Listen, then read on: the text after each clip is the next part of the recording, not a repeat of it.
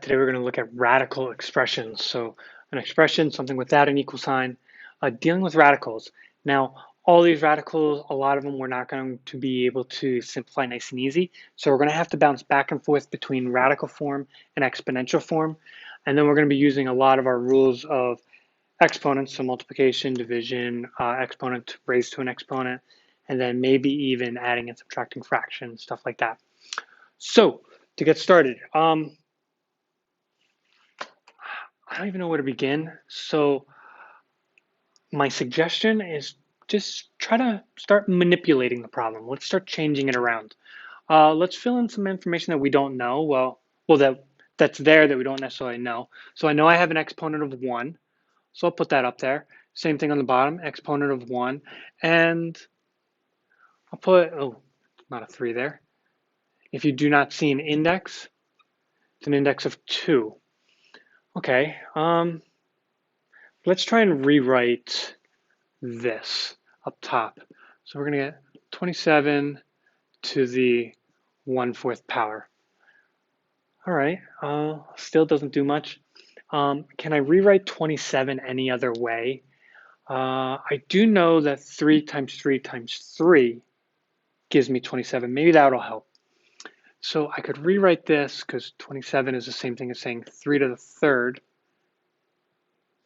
being raised to the 1/4. Okay. And then I know if I have an exponent being raised to an exponent, I have to multiply them.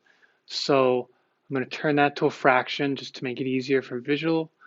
I'm going to have 3 being raised to the 3/4 power. Okay, let's see what that does for us. Let's kind of jump to the bottom. I want to rewrite this. We're going to get 3 to the 1/2 power when I follow the rules back here. And actually, if I just bring that right to the side, this does help me because now I have 2 bases that are the same. They're both 3. That means I can combine these exponents by subtracting them. Okay, so subtract those exponents. We're going to subtract 3/4 minus 1/2, which 1/2 is really the same as saying 2/4. When I subtract them, I get 1/4. All right, that definitely does look a lot simpler than what we started with. Now, general rule, if you start with radicals, we want to end with a radical. So let's do one more movement of going from here to here. And we end up with 3 radical indexes 4, exponential 1, and you don't need to show that. There you go. Wow, there's a lot there. Bottom one over here. So normally if we see a 9 underneath a radical, we think, maybe the answer is going to be 3. But because of that index of 4, it messes us up. So maybe I can break this up into 2 radicals. So we had 2 radicals here, top, bottom. Maybe I can put 2 here, side by side. So index of 4 and 9, index of 4x squared. Okay. Let's rewrite. Let's put that as an exponent because right now I can't do anything here. Will having an exponent do anything for me? Maybe. 9 to the 1/4 power.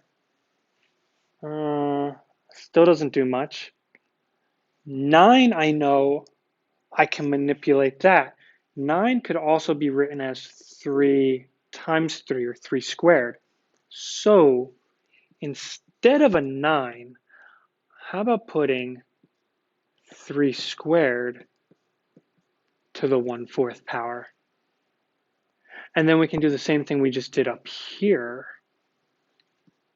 Put that over 1, you're going to get 3 to the 2/4. We'll come back, we'll simplify that. Let's see what we can do with the x. So let's rewrite that as an exponent, x to the 2/4. Interesting. Okay. Both of these we can simplify as 3 to the 1/2 and x to the 1/2. And we also know that 1/2, if I moved it back to the radical, would look like that times that, or you could just put them together and say one big radical 3x. Index is 2, you don't need to show. Exponents 1, you don't need to show. There's your simplified answer. This definitely looks a lot better than what you have over here. All right, last one. 64. So I can't do something times itself, can I? 4 times 4 times 4? That works. 4 times 4 times 4 gives us 64.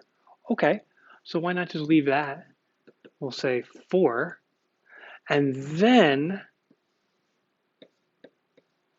we'll deal with that. Okay, so what I just did was I just broke this up, and I said the cube root of 64, well, it gets multiplied by itself 3 times, 6 times 6, or sorry, 4 times 4 times 4. Now all we have to worry about is the z.